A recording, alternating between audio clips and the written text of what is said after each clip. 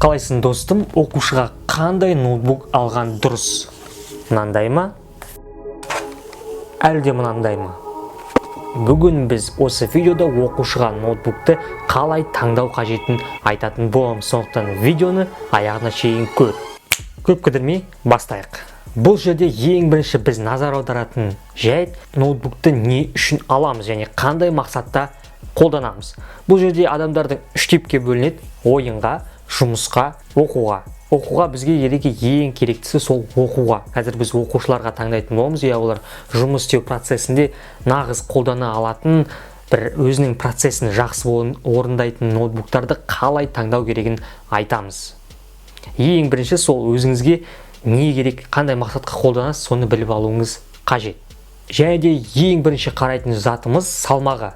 Тасып жүру барысында оны құлатып алмауына себеп болатын осы салмағы. Салмағы ауыр болған сайын ноутбукты жаңағы балаңызға, оқушыға ұстау ыңғайсыз. Салмағы ауыр болса, оны тасу да ыңғайсыз, біріншіден, оны ұстап жүру де ыңғайсыз. Сонымен қоса оны құлатып алу мүмкіндігі жоғары болады. Өйткені бала қолына ұстаған кезде оны нық ұстай алмайды, ауыр болады. Ал техникалық сипаттамаларына үңілетін болсақ, бұл жерде ең бірінші біз қарайтын зат процессоры. Бүкіл процесстердің орындалуына бірден бір себебін тигізеді. Word'тың ашылуы, оның жұмыс істеуі, қандай да бір программалардың жұмыс істеуі, автокадтың жұмыс істеуі, керек приложениялардың барлығының жұмыс істеуі осы процессорге тікелей байланысты. Процессорға келетін болсақ, Intel Core'дан Core i3 мен Core i5 және де одан жоғары болса жақсы, арасында AMD-ның процессорларында ала беруге болады. Ал бір керемет ойын ойнауға арналған бір ноутбуктар болса, одан жоғары процессорлар қажет болады. Бұл жерде үшінші біз қарайтын мәселе корпусы. Корпусының оның сынып қалмауына бірден бір септігін тигізеді. Корпусы алюминий болса, қорғанысы мықты болады, бірақ салмағы ауыр болады. Сырты пластик болса, қорғанысы нашар болады, бірақ салмағы жеңіл болады. Ал таңдау өздеріңізде. Бірақ кейбір ноутбуктардың сырты пластик болса да, соққыға тиімді ноутбуктардың қатарына ене алады. Сіздің ноутбугыңыз қандай, және де қандай ноутбукпен сіз қолданасыз, міндетті түрде комментарияға жазып кетіңіздер.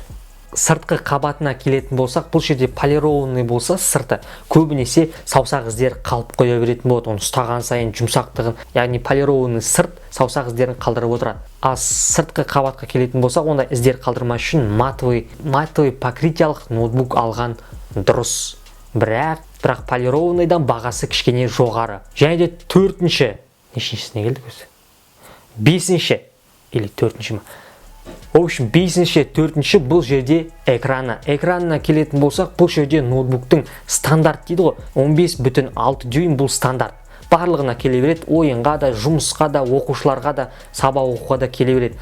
Яғни сіз ноутбук алу барысында 15,6 дюймнен жоғары алсаңыз, сізге өзіңізге тиімді. Және де разрешениесі Full HD болу керек, 1920 мен 1080 аралығында. Жоғары болса, тіпті жақсы. Және де экранына келетін болсақ, матовый экран болса, егер де матовый экран болса, сізге жаңағы экраныңызға күн түсіп тұрған жағдайда сіздің көзіңізге анық көріне беретін болады.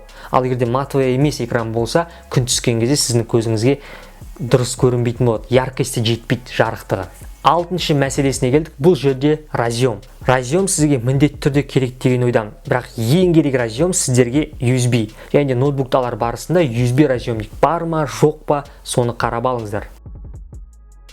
Өйткені мен мына MacBookты алу барысында разъемдарын қарамадым. Және де бұл жерде USB разъемник жоқ. 2.2 Type-C болды. Сонда мен USB-ді бұған тығу үшін мынандай переходник қолданам. Түсініп тұрсыздар ма? Мынаған USB қолдану үшін мен переходник қолданам. Сондай жағдай болмас үшін, егер сіз USB мен жұмыс жасайтын болсаңыз, міндетті түрде қарап алыңыз. Ол жерде USB бар ма разъем, әлде жоқ па? Сонымен қоса тағы да керек разъемдар ол HDMI мен VGA.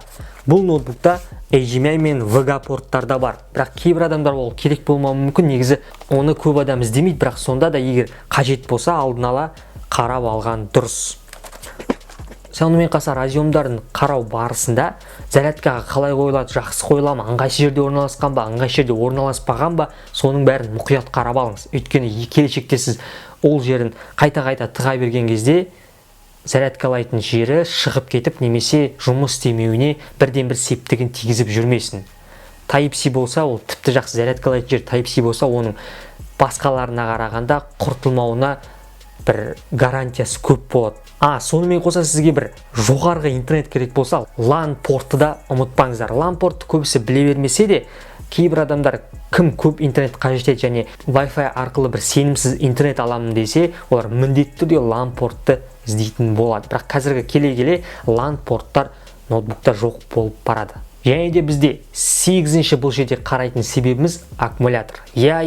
Кейбір адамдарға бұл қатты маңызды емес, өйткені көбісі тікелей тоққа қыстырып қойып та ноутбугымен отыра береді. Негізі ол ноутбукқа өте зиян. Келешекте оның тез зарядкасы отыруына бірден бір септігін тигізеді. Сондықтан ноутбукты толған кезде тоқтан суырып тастап отырыңыздар. Бірақ сонда да ноутбукты таңдау барысында аккумуляторсыз зарядка қойып біткеннен кейін бұл жерде ноутбуктың 7 сағатқа шыдауы бұл норма. 7 сағаттан жоғары шыдаса, онда сіздің ноутбугыңызбен алып жүре беруге болады деген сөз. Ал егерде сіздің ноутбугыңыз 7 сағаттан төмен шыдаса, онда сіздің ноутбугыңызда қандайда бір ақау бар, немесе моделін дұрыс емес таңдадыңыз.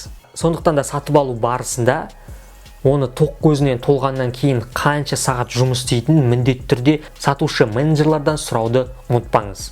Әрине біз бұл видеода әр ноутбукты жеке-жеке бөлген жоқпыз. Мына ноутбук мынандайға арналған, мына ноутбук мынандайға арналған. Өйткені адамның қалауы әркімдікі әртүрлі. Сондықтан сіз осы кеңестерді қарай отыра өзіңізге бір мықты жақсы жұмыс істеуге арналған, оқуға арналған ноутбукты таба аласыз деген ойдамын. Сіз ноутбук жайлы қандай қызықтар және қандай кеңестер білесіздер, міндетті түрде комментарияға жазып кетіңіздер. Каналға жазылып видеоға лайк бассаң, рахмет достым. Тағы да айтарым, егерде кім біз ойынға арналған ноутбукты, топ 10 ойынға арналған ноутбуктарды құрасын десеңіздер, міндетті түрде комментарияға жазып кетіңіздер. Біз сол кезде ойынға арналған топ 5 нақты ноутбуктарды шығаратын боламыз. Қызық па?